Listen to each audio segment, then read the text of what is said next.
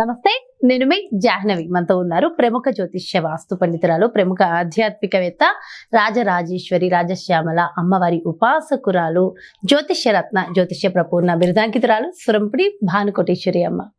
మరి మనందరికీ కూడా ప్రతి ఒక్క సమస్యకి ఎంతో చక్కటి సొల్యూషన్స్ అందిస్తూ ఉంటారు. ముఖ్యంగా మంత్రబలం ఈ ప్రత్యేక కార్యక్రమం ద్వారా మనందరికీ నిత్యము జపించుకునే మంత్రాలు, వాటి యొక్క బలాన్ని కూడా ఎప్పటికప్పుడు అందిస్తూ చక్కటి రెమెడీస్ ఇస్తూ ఉంటారు కదా మన భానుకోటేశ్వరి అమ్మ. మరి ఈ రోజు కూడా సంకష్టహర చతుర్థి మరి వచ్చేస్తుంది కదా, డిసెంబర్ 30వ తారీఖున. మరి 30న 31న ఒక్కసారి క్లారిటీ తీసుకుని ఆ రోజు ఎలాంటి రెమెడీస్ ఫాలో అవ్వాలో కూడా మరి ఒకసారి అమ్మ మాటలు అడిగి తెలుసుకుందాం. నమస్తే అమ్మ. జై శ్రీరామ్, శ్రీమాత్రే నమః, శ్రీ గురుభ్యో నమః. అమ్మ, నిజంగా ఫస్ట్ ఆఫ్ ఆల్ మీకు థ్యాంక్ యూ సో మచ్. మీరు ఇచ్చే రెమెడీస్ అసలు ఎంత బాగా వర్క్ అవుతున్నాయి అంటే వాళ్ళు పెట్టే కమెంట్సే దానికి సాక్ష్యం. అండ్ పర్సనల్ గా కూడా చెప్పేవాళ్ళు ఎందరో ఉన్నారు. And thank you so much అందరికీ రెమెడీస్ ఇస్తున్నందుకు. ఎంతో మంచి అద్భుతమైన రెమెడీస్. అయితే అమ్మ, సంకష్టహార చతుర్థి అందులోనే ఉంది. మీరు వెంటనే అంటారు అందులోనే ఉంది సకల సమస్యలను హరింపజేసే రోజని. సో డెఫినెట్ గా ఇంతకు ముందు మనం సంకష్టహార చతుర్థి గురించి చేసాం. ఎవ్రీ మంత్ చాలా ఇంపార్టెంట్. అయితే మీరు చెప్పారు ఏ నెలకు ఉన్నటువంటి ప్రయారిటీ ఆ నెలది కదా. ఈసారి వచ్చే సంకష్టహార చతుర్థి ప్రాముఖ్యత ఏమిటి? ఓకే, ఆ రోజు అందరం కూడా ఏం చేయాలి? అందున ఇయర్ ఎండ్, ఈ సంవత్సరం ఎండ్ నెక్స్ట్ డేనే బిగిన్ అవుతుంది. మరి ఆ రోజు చేసిన తర్వాత నెక్స్ట్ డే అంటే ఆంగ్ల సంవత్సరం ప్రకారం. ఓకే, మరి ఎలా చేసుకోవడం వల్ల 2024 మొత్తం బాగుంటుంది సంకష్టహార చతుర్థిని చెప్పండి. తప్పకుండా జాన్వి. అయితే మనకి ఈ నెల 30వ తారీఖు వచ్చింది, శనివారం వచ్చింది సంకష్టహార చతుర్థి. 31 కూడా ఉన్నట్టు 31 కూడా ఉంది. మనము 31 మనకి పగలు సమయం కొంతవరకే ఉంది, 11:50 వరకు అలా ఉంది. ఆ తర్వాత ఇంకా అది వెళ్ళిపోతుంది, చతుర్థి తిథి వెళ్ళిపోతుంది. మనం ఏంటంటే చతుర్థి తిథి సాయంత్రం పూట చంద్రోదయము ప్రామాణికంగా తీసుకుంటాం. సంకష్టహార చతుర్థి వ్రతం చేసే వాళ్ళందరూ కూడా రాత్రికి చంద్రుడిని చూసి కానీ భోజనం తినరు. అంటే ఆ వ్రతం చేసేవాళ్ళు ఫాస్టింగ్ చేస్తారు. చంద్రుడిని చూసే భోజనం చేయాలి. చంద్రుడిని చూసే భోజనం చేయాలి. ఒకవేళ ఆకాశం మబ్బుగా ఉండి మేఘావృతం అయి ఉంటే కనుక ఆ టైంకి చంద్రోదయం మనకి పంచాంగాల్లో ఉంటుంది కాబట్టి ఆ టైంకి నక్షత్ర దర్శనం చేసుకుని అయినా తినచ్చు. సాధారణంగా నియమం అది, సంకష్టహార చతుర్థి వ్రతం చేసే ప్రతి ఒక్కళ్ళు పాటించే నియమం ఇది.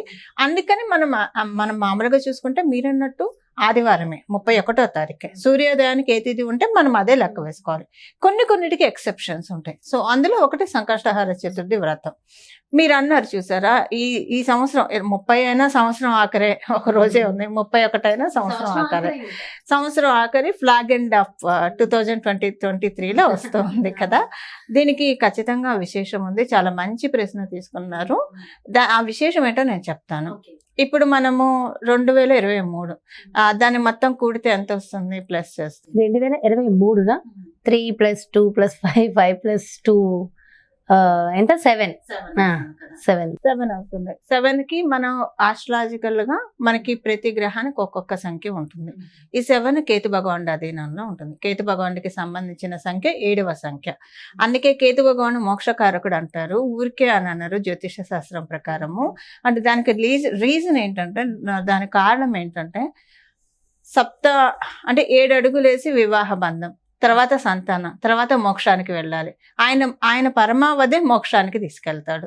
సో గృహస్థాశ్రమ ధర్మంలో రండి, మీ ధర్మాన్ని మీరు నిర్వర్తించండి, వానప్రస్థంలోకి రండి, అలాగా మీ సోల్ని మీరు మోక్ష పదం వైపు నడిపించండి అని చెప్పి ఆయనకి ఇచ్చిన టాస్క్. అంటే మిమ్మల్ని కావచ్చు, నన్ను కావచ్చు, అందరినీ మోక్ష పదం వైపు నడిపించడం. సో ఇప్పుడు మనకి ఇది మెటీరియల్గా, అది మెటీరియల్ అనుకోండి, కానీ మెటీరియల్గా కూడా మెటీరియలే. ఎలానో నేను మీకు చెప్తాను. అలా వెళ్ళాలంటే మొదట అసలు ఇహలోకంలో మనకి ఎలాంటి కష్టాలు లేకుండా సుఖాలు ఇవ్వాలి. అంటే మనకి పుణ్యబలాన్ని ఆయన కరిగించాలి, పాప రాశిని దగ్ధం చేయాలి. 2 చేసే పని కేతు భగవానుడు.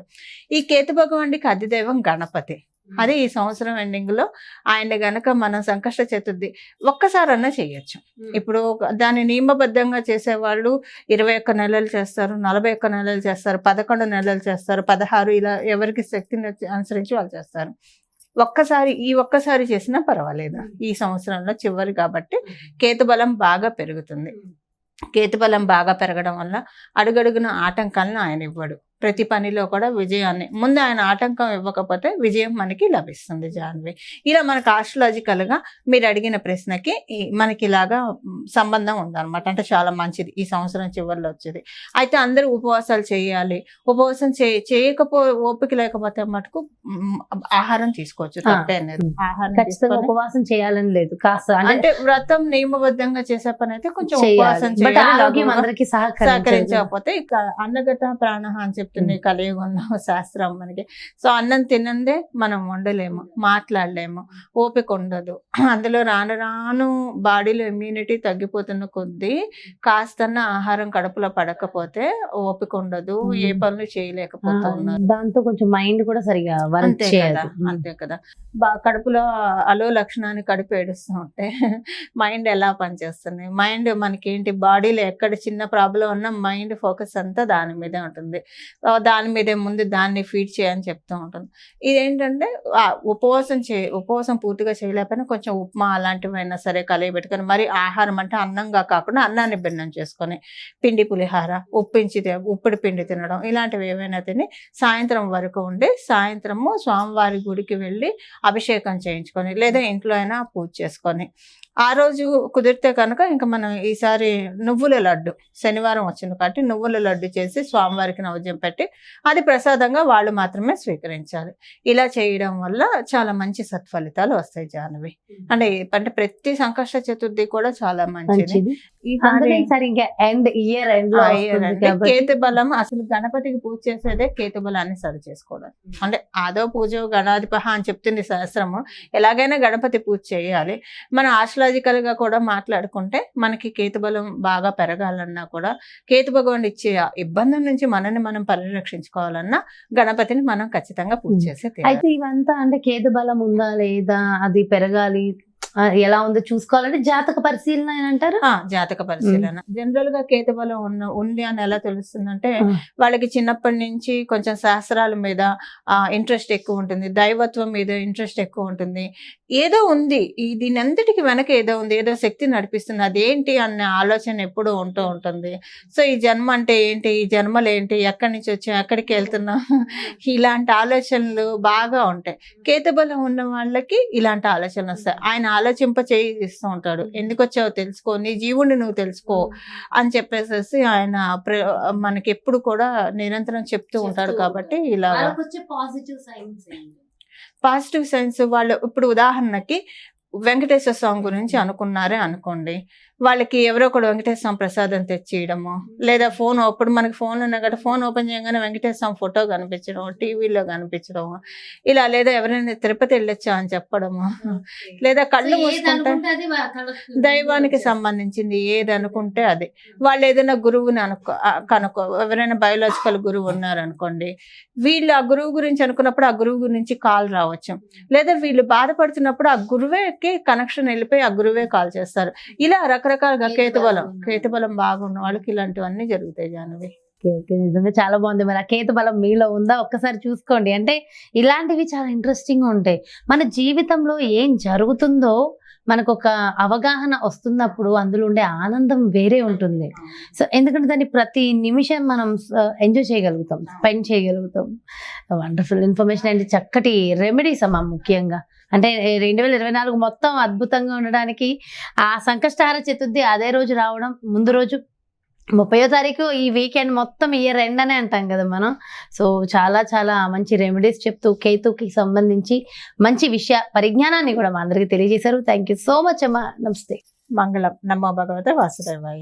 ఎస్, చూసారు కదండి. మరి అది కేతు బలం మరి మీకుందా లేదా ఒక్కసారి అంటే పర్సనల్ గా మీరు చెక్ చేసుకోవాలంటే ఎలా అనేది చెప్పారు కదా. అదే విధంగా జాతక రూపంలో కూడా మీరు ఒక్కసారి పరిశీలన చేసుకోవాలి. అసలు మీ జాతకం ఎలా ఉంది తెలుసుకుని దానికి తగ్గ పరిహారాలు చేసుకోవాలి అనుకుంటే డెఫినెట్ గా మరి భానుకోటేశ్వరి అమ్మ అపాయింట్మెంట్ తీసుకోవచ్చు. క్రింద డిస్ప్లే అవుతున్నటువంటి నెంబర్స్ కి మీరు కాల్ చేయండి. సో చాలా చాలా మంచి ఇన్ఫర్మేషన్ ఇచ్చారు కదా.